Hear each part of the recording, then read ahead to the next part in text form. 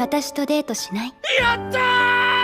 So my dress up darling का season 2 कब तक आएगा या फिर चेनसॉ मैन की मूवी कब तक रिलीज होगी। एंड ये भी छोड़ो, पहले यहाँ पे मुझे ये जानना है कि डीमन स्लेयर का न्यू ट्रेलर कहाँ गया। और हाँ, अगर आप लोग को भी मेरे साथ इन सब चीजों के बारे में जानना है तो आप लोग बस इस वीडियो को देखते रहो, क्योंकि एनिमे जापान इवेंट के अंदर अभी ताजा खबर निकल के आ चुकी है। एंड यहाँ पे क्या क्या न्यूज है उनके ऊपर एक एक करके बात करें। सो सबसे पहला अपडेट आता है अपने माई ड्रेस अप डार्लिंग के सीजन 2 को लेकर। एंड इसके सीजन 2 का इंतजार आप लोग बहुत बेसब्री से करोगे, क्योंकि पिछली वीडियो में भी मेरे बहुत सारे कमेंट्स ऐसे आए थे जहाँ पे आप लोग का सवाल था कि इसका सीजन 2 कब तक रिलीज होगा। सो इसी को लेकर क्लोवर वर्स ने यहाँ पे अपने एक और मोस्ट एंटिसिपेटेड रोमांस एनिमे की रिलीज डेट को कंफर्म कर दिया, जहाँ पे इसको कंफर्म करने के लिए उन लोगों ने एक कॉम्पाइलेशन ट्रेलर रिलीज किया। और हाँ, एक और कॉम्पाइलेशन ही देख लो, जो इस कॉम्पाइलेशन ट्रेलर के साथ इन लोगों ने कंफर्म किया है कि जो इसका सीजन 2 होगा वो हम लोग को जुलाई 2025 में देखने मिलेगा, जो यहाँ पे बहुत ही ज्यादा सरप्राइजिंग न्यूज है। क्योंकि इससे पहले भी क्लोवर वर्स वालों ने 2 एनिमेस को कंफर्म कर रखा है कि वो समर सीजन में रिलीज करेंगे, जिसमें पहला आता है अपने रास्कल डज नॉट ड्रीम का सीजन 2 और फिर उसके अलावा the fragrant flower blooms with dignity. यहाँ पे इन दोनों ही एनिमेस को माई ड्रेस अप डार्लिंग के सीजन 2 के साथ जुलाई में रिलीज किया जाएगा, जो यहाँ पे किसी भी स्टूडियो के लिए ऐसा करना इम्पॉसिबल है। मतलब एक ही स्टूडियो एक सीजन के अंदर 3 एनिमेस रिलीज कर रहा है, जो यहाँ पे अच्छी बात तो बिल्कुल भी नहीं है, क्योंकि अभी हम लोग कंडीशन वगैरह नहीं जान रहे हैं कि स्टूडियो के अंदर क्या चल रहा है क्या नहीं। एंड लोग तो ये कह रहे हैं कि क्लोवर वर्स का नाम करके ओवरवर्क रख देना चाहिए, क्योंकि ओवरवर्क तो यहाँ पे हो ही रहा होगा। एंड क्लोवर वर्स वाले जो इतना बड़ा रिस्क ले रहे हैं उसके लिए यहाँ पे इनको बहुत बड़ा सैल्यूट है। बट मैं होप करूंगा कि इन तीनों एनिमेस में से किसी भी एनिमे की एनिमेशन खराब ना निकले, क्योंकि आजकल प्रोडक्शन इशू कितना ज्यादा चल रहा है एनिमे के अंदर वो तो हम सभी लोग जानते हैं। तो मैंने चाहता हूँ इन तीनों ही कमाल के रोमकॉम एनिमे के अंदर हमें कोई पीएनजी स्लाइड शो देखने मिले, जिस पर आप लोगों का क्या ओपिनियन है वो आप लोग कमेंट में जाके बताओ। एंड आप लोग क्लोवर वर्स के कौन से एनिमे को देखने के लिए सबसे ज्यादा एक्साइटेड हो वो भी आप लोग कमेंट में जाके बता सकते हो। एंड यहाँ पे एनिमेशन रिलेटेड हम लोग बात कर रहे हैं, तो यहाँ पे एक और एनिमे आता है जिसके पूरे एनिमेशन आर्ट स्टाइल को ही चेंज कर दिया गया है। और यहाँ पे मैं बात कर रहा हूँ क्लासरूम ऑफ द एलीट के बारे में, क्योंकि इसके सीजन 4 को लेकर भी हमें एक टीजर ट्रेलर देखने मिल चुका है। एंड इसका टीजर ट्रेलर देखने के बाद यहाँ पे काफी सारे लोगों के मन में सवाल उठ रहा है और लोग ये पूछ रहे हैं कि इसकी एनिमेशन यहाँ पे पहले से अलग लग रही है। मतलब सीजन 3 के अंदर जिस तरीके का आर्ट स्टाइल लोगों ने यूज किया था उससे बहुत ही ज्यादा डिफरेंट आर्ट स्टाइल हम लोगों को सीजन 4 के टीजर में देखने मिला, जहाँ पे आप लोग चिंता करने की जरूरत नहीं है। जो स्टूडियो है वो यहाँ पे चेंज नहीं हुआ है, यहाँ पे स्टूडियो लर्ची यहाँ पे वापस से आने वाले हैं। और ये जो टीजर ट्रेलर आप लोग देख रहे हो ये प्री एनिमेटेड है, यहाँ पे ये पूरी तरीके से एनिमेटेड भी नहीं है, तो अभी से जज करना बेकार रहेगा। बट हाँ, सोर्सेज ने कहा है कि जो इसकी एनिमेशन आर्ट स्टाइल है उसको यहाँ पे सीजन 4 के अंदर चेंज किया गया है। जो आपके हिसाब से ये डिसीजन सही है या फिर गलत वो आप लोग मुझे बताओ। और अब जहां तक बात करें इसके सीजन 4 के रिलीज डेट के बारे में कि कोड का सीजन 4 कब तक आएगा, तो देखो कोड का जो सीजन 4 होगा वो आप लोगों को इस साल देखने को नहीं मिलेगा, क्योंकि ये साल ऑलरेडी बहुत सारे एनिमे से बुक हो चुका है। और अब जो भी एनिमे को आना होगा वो नेक्स्ट ईयर आएगा, इसलिए आयानो खोजी का कमबैक आप लोग को 2026 में देखने मिलेगा, जिसके लिए आप लोग को इंतजार तो करना होगा। बट आपके साथ साथ यहाँ पर अभी एक और एनिमे फैन बेस है जिसको अपने एनिमे के सीजन 2 का इंतजार करना होगा। एंड यहाँ पे ये एनिमे आता है अपना चेन सोल्जर, जिसके सीजन 2 को लेकर हमें इसका एक न्यू की विजुअल देखने मिला। एंड इस न्यू की विजुअल के साथ कंफर्म किया गया है कि इस एनिमे को भी 2026 में रिलीज करेंगे। और देखा जाए तो यहाँ पे ये तो कुछ वो एनिमेज हो गए जो 2026 में अपना कमबैक करेंगे। बट अब इन सब चीजों को साइड में रखो, यहाँ पे हम लोग बात करें अपनी सबसे बड़े टॉपिक के बारे में, जो आता है चेनसॉ मैन की मूवी को लेकर। यहाँ पे चेनसॉ मैन की मूवी को लेकर क्या हालचाल है, क्या ट्रेलर वगैरह ड्रॉप हुआ या नहीं। तो यहाँ पे ट्रेलर तो ड्रॉप हुआ है, बट वही ना, फिर से जापानी लोगों को रिकैप कॉम्पाइलेशन वाले वर्ड से कुछ ज्यादा ही ऑब्सेस्ड है। एंड यहाँ पे जो ऑब्सेशन है वो यहाँ पे साफ साफ दिखता है चेनसॉ मैन द रेजे मूवी के ट्रेलर को देखकर, क्योंकि यहाँ पे इसका एक शॉर्ट टीजर ड्रॉप हुआ है। एंड इस टीजर के अंदर भी हम लोग को वही पुराना ट्रेलर वाला एनिमेशन देखने मिला। बट हाँ, मैं इतना जानता हूँ कि इसकी एनिमेशन कमाल की होगी, क्योंकि इसको एनिमेट कर रहा है अपना मापा। एंड यहाँ पे मापा की एनिमेशन को कभी भी अंडर एस्टिमेट नहीं करना चाहिए। एंड मैं जानता हूँ कि मैं मेन टॉपिक से भटक रहा हूँ, यहाँ पे ये सवाल नहीं था, सवाल था इसकी रिलीज डेट को लेकर। सो यहाँ पे चेनसॉ मैन रेजे आर्क की जो मूवी होने वाली है वो यहाँ पे जापान के अंदर 19 सितंबर को रिलीज होगी। और हाँ, मेरे बर्थडे मंथ में ये जापान के अंदर रिलीज होने वाली है। एंड 19 सितंबर को ये आप लोगों को जापान के थिएटर में देखने मिलेगी। बट सवाल ये आता है कि हमारे थिएटर में ये मूवी कब तक देखने मिलेगी, या फिर यूं कहूँ वर्ल्ड वाइड रिलीज कब तक होगा। तो इस मूवी का जो वर्ल्ड वाइड रिलीज होगा वो यहाँ पे 2-3 महीने बाद ही होगा। तो ज्यादा से ज्यादा हम लोग ये कह सकते हैं कि इस मूवी को नवंबर या फिर दिसंबर के मंथ में रिलीज किया जाए। और नवंबर या फिर दिसंबर में भी रिलीज नहीं करते हैं तो यहाँ पे फिर ये मूवी अगले साल जनवरी में रिलीज होगी, जिसके लिए हाँ यहाँ पे इंतजार वगैरह तो करना ही पड़ेगा। और यहाँ पे हम लोग जापान में तो नहीं रहते, अगर जापान में रहता तो इस मूवी को मैं फर्स्ट